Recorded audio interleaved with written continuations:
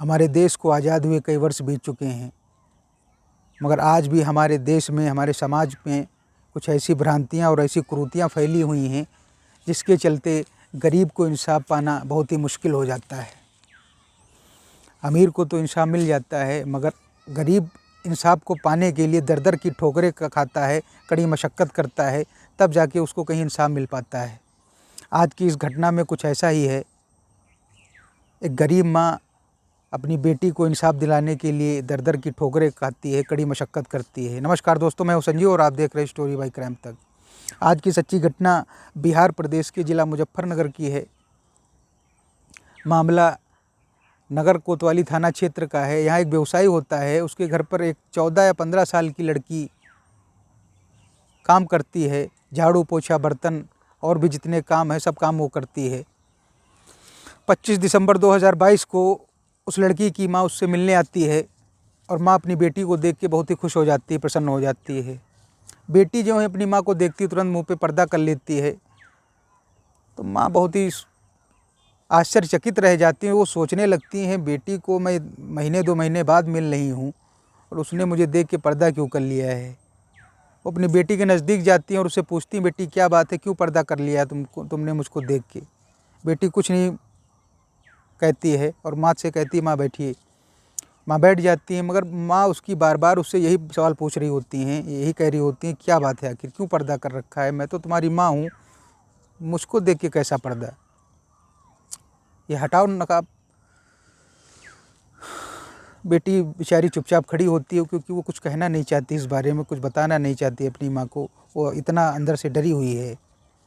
अब माँ खुद अपने हाथों से बेटी का नकाब हटाती हैं, पर्दा हटाती हैं, तो देखती हैं कि उसके चेहरे पे कई खरोंचे हैं और शरीर के अलग अलग अंगों पर भी कई सारी खरोंचे हैं। माँ जब इन खरोंचों को देखती हैं अपनी बेटे की शरीर पे, तो बेटी से पूछती हैं कि क्या बात है, ये सब कैसे हुआ। तो तब भी बेटी चुप है, मगर माँ बार बार अब यही पूछने लगती हैं और उसको चुपकार के दुलार के पूछती हैं, बताओ बेटी क्या बात है। बेटी जो अंदर से डरी सहमी थी वो बिल्कुल टूट जाती, बिखर जाती है माँ के सामने और रोने लगती है और माँ से सारी बात, सारा दर्द बयां करती है।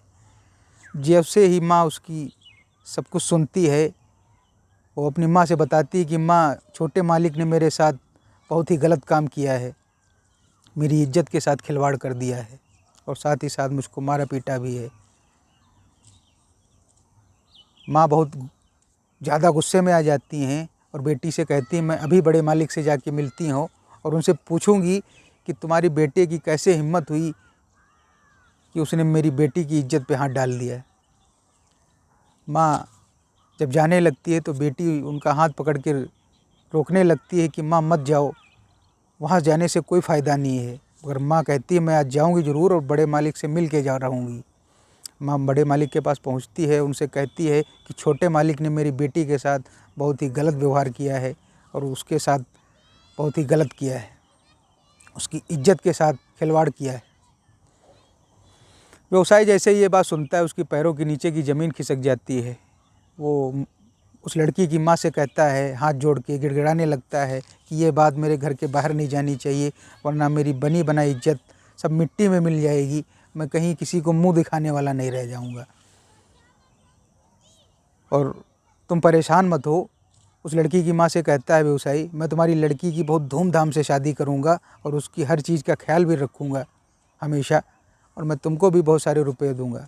जब ये व्यवसायी उस लड़की की माँ को प्रलोभन दे रहा था हर चीज़ का, तो वो माँ अपनी आँखों में आंसू लिए और यही सोच रही थी कि वो कौन सा दिन था जब मैंने अपनी बेटी को इस घर में भेजा था। उस दिन को याद करने लगती है, वो सोचने लगती है। सोहन जो कि उस व्यवसायी के घर में पहले से नौकर था, वही उसके पास घर गया था उस औरत के, और उससे कहा था कि मेरे मालिक के वहाँ एक काम है झाड़ू पोछे का, बर्तन का, अपनी बेटी को वहाँ भेज दो, सारी इज्जत और सम्मान के साथ वहाँ रखा जाएगा। और आज ये सब हो गया है।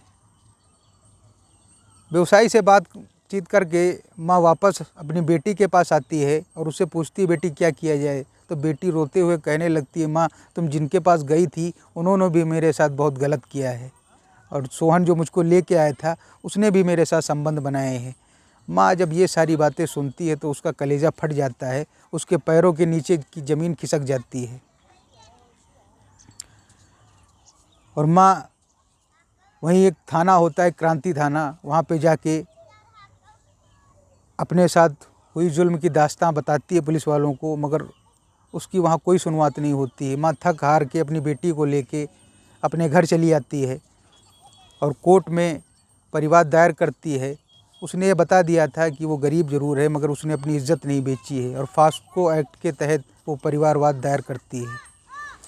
अब देखते हैं बेटी को इंसाफ मिलता है, कब मिलता है। मिलते हैं अगली सच्ची घटना के साथ, तब तक के लिए आप सावधान रहिए, जागरूक रहिए। जय हिंद, जय भारत।